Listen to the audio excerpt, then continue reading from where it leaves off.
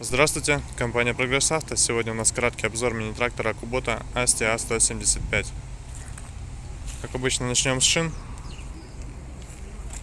Правая передняя шина.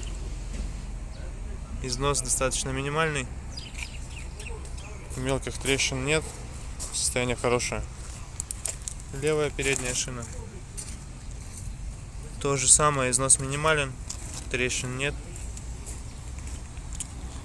По задней оси слева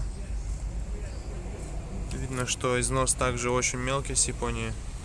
Возможно, так невозможно, а по факту трактор использовался немного. Остаток очень хороший на резине. Трехточечное навесное устройство с регулировкой горизонтального наклона гидравлической. Так вот все выглядит. Комплектная с трактором фреза. Состояние ножей на ней. По правой стороне задняя ось. То же самое, износ минимальный у шины.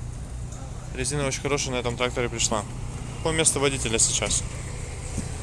По правой стороне у нас здесь регулировка положения фрезы, в том числе и горизонтальный кран гидравлики. По левой стороне у нас вал отбора мощности, наклон фрезы принудительный.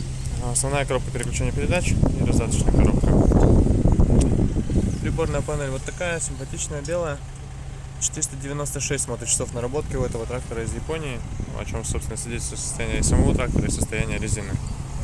Поэтому вот такой вот тракторочек пришел к нам.